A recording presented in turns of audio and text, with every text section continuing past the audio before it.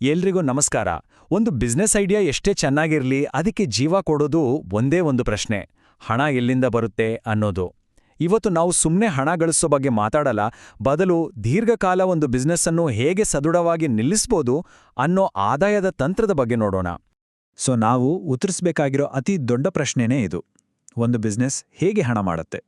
ಅದಕ್ಕಿಂತ ಮುಖ್ಯವಾಗಿ, ಯಾವ ಆದಾಯದ ಮೂಲ ಕಾಲದ ಪರೀಕ್ಷೆಯಲ್ಲಿ ಗೆಲ್ಲುತ್ತೆ? ಪ್ರತಿಯೊಬ್ಬ ಉದ್ಯಮಿಗೂ ಕಾಡೋ ಪ್ರಶ್ನೆ ಇದು ಅಲ್ವಾ? ಮೊತ್ತ ಮೊದಲಿಗೆ ನಾವೊಂದು ಮೂಲಭೂತ ಸವಾಲನ್ನು ಅರ್ಥ ಮಾಡಿಕೊಳ್ಬೇಕು. ನಮ್ಮ ಹತ್ರ ಒಂದು ಅದ್ಭುತ ಪ್ರಾಡಕ್ಟ್ ಇರ್ಬೋದು, ಸರಿ, ಆದರೆ ಅದರಿಂದ ಹಣ ಹೇಗೆ ಗಳಿಸೋದಂತ ಗೊತ್ತಿಲ್ಲ ಅಂದರೆ ಆ ಕನಸು ಅಲ್ಲಿಗೆ ಮುಗಿದು ಹೋಗುತ್ತೆ. ಇದು ಒಂದು ಪ್ರಾಡಕ್ಟನ್ನು ಮೌಲ್ಯವಾಗಿ ಬದಲಾಯಿಸೋ ಕಲೆ. ಸರಿ, ಈಗ ಪರಿಹಾರದ ಕಡೆಗೆ ಗಮನ ಹರಿಸೋಣ. ಮೊದಲನೇ ಹೆಜ್ಜೆ ಅಂದ್ರೆ ನಮ್ಮ ಬಿಸ್ನೆಸ್ ಹಣ ಗಳಿಸೋಕೆ ಯಾವ ನೀಲನಕ್ಷೆ ಅಥವಾ ಬ್ಲೂಪ್ರಿಂಟ್ ಬಳಸುತ್ತೆ ಅಂತ ನಿರ್ಧರಿಸೋದು. ಇದು ನಮ್ಮ ಸಂಪೂರ್ಣ ಆರ್ಥಿಕ ಭವಿಷ್ಯದ ಅಡಿಪಾಯ ಇದ್ದಾಗೆ. ಮೊದಲನೇದಾಗಿ, ಎಲ್ಲಕ್ಕಿಂತ ಹಳೆಯ ಮತ್ತು ಸರಳವಾದ ಮಾಡೆಲ್ ನೇರ ಮಾರಾಟ. ಅಂದ್ರೆ ಅಂಗಡಿಗೆ ಹೋಗೋದು, ಒಂದು ವಸ್ತು ತಗೊಳ್ಳೋದು, ದುಡ್ಡುಗೊಡೋದು, ಮುಗೀತು. ವ್ಯಾಪಾರದ ಅತೀ ಬೇಸಿಕ್ ರೂಪ ಅಂದ್ರೆ ಇದೆ ಅಲ್ವಾ? ಆದ್ರೆ ಯೋಚನೆ ಮಾಡಿ, ಒಂದೇ ಸಲ ಮಾರಾಟ ಮಾಡೋ ಬದಲು ಪ್ರತಿ ತಿಂಗಳು ಖಚಿತವಾಗಿ ಆದಾಯ ಬರ್ತಾ ಇದ್ರೆ ಹೇಗಿರುತ್ತೆ? ಅದೇ ಈ ಸಬ್ಸ್ಕ್ರಿಪ್ಷನ್ ಮಾಡೆಲ್ನ ಶಕ್ತಿ. ನೆಟ್ಫ್ಲಿಕ್ಸ್, ಸ್ಪಾಟಿಫೈ ಎಲ್ಲ ಇದೇ ತಂತ್ರವನ್ನ ಬಳಸೋದು. ಇದು ಕೇವಲ ಮಾರಾಟ ಅಲ್ಲ, ಗ್ರಾಹಕರ ಜೊತೆ ಒಂದು ದೀರ್ಘಕಾಲದ ಸಂಬಂಧವನ್ನ ಬೆಳೆಸೋದು. ಈಗ ಡಿಜಿಟಲ್ ಜಗತ್ತಿನಲ್ಲಿ ತುಂಬಾನೇ ಜನಪ್ರಿಯವಾಗಿರೋ ಫ್ರೀಮಿಯಂ ಮಾಡೆಲ್ ಬಗ್ಗೆ ನೋಡೋಣ. ಇದರಲ್ಲಿ ಮೊದಲು ಒಂದು ಬೇಸಿಕ್ ಪ್ರಾಡಕ್ಟನ್ನು ಫ್ರೀಯಾಗಿ ಕೊಟ್ಟು ಲಕ್ಷಾಂತರ ಜನರನ್ನು ಆಕರ್ಷಿಸೋದು. ಆಮೇಲೆ ಅವರಲ್ಲಿ ಕೆಲವರಿಗೆ ಸ್ಪೆಷಲ್ ಫೀಚರ್ಸ್ಗೋಸ್ಕರ ಹಣ ಕೊಡೋ ಹಾಗೆ ಮಾಡೋದು. ನಾವು ಬಳಸೋ ಎಷ್ಟೊಂದು ಮೊಬೈಲ್ ಗೇಮ್ಸ್ ಅಥವಾ ಆಪ್ಸ್ ಇದೇ ತಂತ್ರವನ್ನ ಬಳಸುತ್ತೆ. ಆದ್ರೆ ಆಯ್ಕೆಗಳು ಎಲ್ಲಿಗೆ ಮುಗಿಯಲ್ಲ. ಹಣ ಗಳಿಸೋಕೆ ಜಗತ್ನಲ್ಲಿ ಇನ್ನೂ ಹತ್ತಾರು ಕ್ರಿಯೇಟಿವ್ ದಾರಿಗಳಿವೆ. ಜಾಹೀರಾತುಗಳಿಂದ ಹಿಡಿದು ಕಮಿಷನ್ ತಗೊಳ್ಳೋವರೆಗೂ ಪ್ರತಿಯೊಂದು ಮಾಡೆಲ್ಗೂ ತನ್ನದೇ ಆದ ಆಟದ ನಿಯಮಗಳಿರುತ್ತೆ. ಹಾಗಾದ್ರೆ ಈ 3 ಪ್ರಮುಖ ಮಾಡೆಲ್ಗಳನ್ನ ಒಟ್ಟಿಗೆ ಹೋಲಿಸಿ ನೋಡೋಣ ಬನ್ನಿ. ನೇರ ಮಾರಾಟದಲ್ಲಿ ಪೇಮೆಂಟ್ ಒಂದೇ ಸಾರಿಯಾಗುತ್ತೆ. ಸಬ್ಸ್ಕ್ರಿಪ್ಷನ್ನಲ್ಲಿ ಆದಾಯ ನಿರಂತರವಾಗಿ ಹರಿದು ಬರುತ್ತೆ. ಫ್ರೀಮಿಯಂನಲ್ಲಾದರೂ ಎಷ್ಟು ಜನ ದುಡ್ಡು ಕೊಡೋಕೆ ರೆಡಿ ಇದ್ದಾರೆ ಅನ್ನೋದ್ರ ಮೇಲೆ ನಮ್ಮ ಆದಾಯ ನಿಂತಿರುತ್ತೆ. ಪ್ರತಿಯೊಂದರಲ್ಲೂ ಅದರದ್ದೇ ಆದ ರಿಸ್ಕ್ ಮತ್ತು ರಿವಾರ್ಡ್ ಇದೆ. ಸರಿ, ಆದಾಯದ ಮಾಡೆಲ್ ಆಯ್ತು. ಈಗ ಮುಂದಿನ ದೊಡ್ಡ ಸವಾಲು ಬೆಲೆ ನಿಗದಿ. ಅಂದ್ರೆ ಎಷ್ಟು ಚಾರ್ಜ್ ಮಾಡಬೇಕು ಮತ್ತು ಹೇಗೆ ಮಾಡಬೇಕು? ಈ ಒಂದು ನಿರ್ಧಾರ ನಮ್ಮ ಬಿಸ್ನೆಸ್ನ ಯಶಸ್ಸು ಅಥವಾ ವೈಫಲ್ಯವನ್ನೇ ನಿರ್ಧರಿಸಬಲ್ಲದು. ಪೇಮೆಂಟ್ ಮಾಡೋಕ್ಕೆ 2 ಮುಖ್ಯ ದಾರಿಗಳಿವೆ. ಒಂದು, ಒಮ್ಮೆ ಪಾವತಿಸಿ, ಆ ವ್ಯವಹಾರ ಅಲ್ಲಿಗೆ ಮುಗಿಯುತ್ತೆ. ಇನ್ನೊಂದು, ಪ್ರತಿ ತಿಂಗಳು ಅಥವಾ ವರ್ಷಕ್ಕೊಮ್ಮೆ ಪಾವತಿಸೋದು.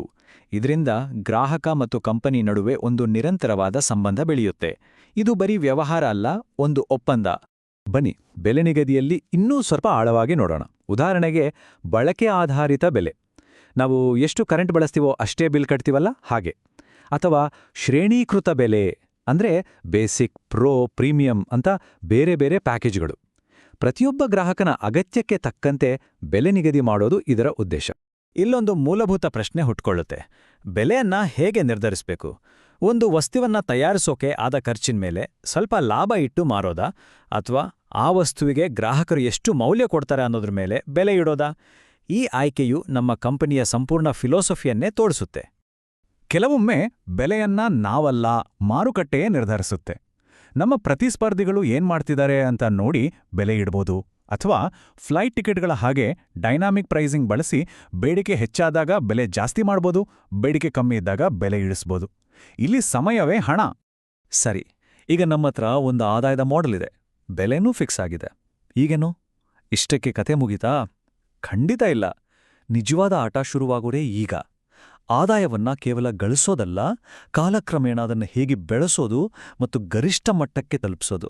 ಇಲ್ಲಿ ಗ್ರಾಹಕರ ಜೀವಿತಾವಧಿ ಮೌಲ್ಯ ಅಥವಾ CLV ಅನ್ನೋ ಒಂದು ಬಹಳ ಮುಖ್ಯವಾದ ಕಾನ್ಸೆಪ್ಟ್ ಬರುತ್ತೆ. ಅಂದ್ರೆ ಒಬ್ಬ ಗ್ರಾಹಕರು ತಮ್ಮ ಪೂರ್ತಿ ಜೀವನದಲ್ಲಿ ನಮ್ಮಿಂದ ಎಷ್ಟು ಖರೀದಿ ಮಾಡ್ಬೋದು. ಇದು ಒಂದೇ ಒಂದು ಮಾರಾಟದ ಲೆಕ್ಕಾಚಾರ ಅಲ್ಲ, ಇದು ಒಂದು ದೀರ್ಘಕಾಲೀನ ಸಂಬಂಧದ ಮೌಲ್ಯದ ಲೆಕ್ಕ. ಹಾಗಾದ್ರೆ ಈ CLVಯನ್ನ ಜಾಸ್ತಿ ಮಾಡೋದು ಹೇಗೆ? ಇಲ್ಲಿ 3 ಸಿಂಪಲ್ ಸ್ಟೆಪ್ಸ್ ಇದೆ. ಮೊದಲು, ನಮ್ಮ ಮುಖ್ಯ ಆದಾಯದ ಮೂಲ ಯಾವುದು ಅಂತ ಕಂಡುಹಿಡಿಯೋದು. ಆಮೇಲೆ ಗ್ರಾಹಕರಿಗೆ ಇನ್ನೂ ಉತ್ತಮವಾದ, ಸ್ವಲ್ಪ ದುಬಾರಿ ವರ್ಷನ್ ಮಾರೋಕೆ ಪ್ರಯತ್ನಿಸೋದು. ಇದನ್ನ ಅಪ್ಸೆಲ್ ಅಂತಾರೆ. ಕೊನೆಗೆ ಅವರಿಗೆ ಬೇಕಾಗಬಹುದಾದ ಬೇರೆ ಸಂಬಂಧಿತ ವಸ್ತುಗಳನ್ನು ಕೂಡ ಮಾರಾಟ ಮಾಡೋದು. ಇದನ್ನ ಕ್ರಾಸ್ ಸೆಲ್ ಅಂತಾರೆ. ನೋಡಿ, ಹೀಗೆ ಒಂದು ಸಣ್ಣ ಖರೀದಿ ಒಂದು ದೊಡ್ಡ ಸಂಬಂಧವಾಗಿ ಬೆಳೆಯುತ್ತೆ. ನಮ್ಮ ಈ ಪಯಣದ ಕೊನೆಯ ಹಂತಕ್ಕೆ ಬಂದಿದ್ದೇವೆ. ಇವತ್ತು ಹಣ ಗಳಿಸೋದು ಮುಖ್ಯ, ನಿಜ. ಆದರೆ ನಾಳೆ ನಮ್ಮ ಆದಾಯದ ಮಾಡೆಲ್ ಇವತ್ತು ಲಾಭ ತರೋದಷ್ಟೇ ಅಲ್ಲ, ಭವಿಷ್ಯದಲ್ಲೂ ಸುಸ್ಥಿರವಾಗಿರೋದು ಅಷ್ಟೇ ಮುಖ್ಯ. ದೀರ್ಘಕಾಲದ ಯಶಸ್ಸಿನ ರಹಸ್ಯವೇ ಇದು. ನಮ್ಮ ಪ್ಲಾನ್ ಪೇಪರ್ ಮೇಲೆ ಎಷ್ಟೇ ಅದ್ಭುತವಾಗಿ ಕಾಣಿಸಿದ್ರೋ ನಾವು ಕೇಳಲೇಬೇಕಾದ ಒಂದು ಪ್ರಶ್ನೆ ಇದೆ.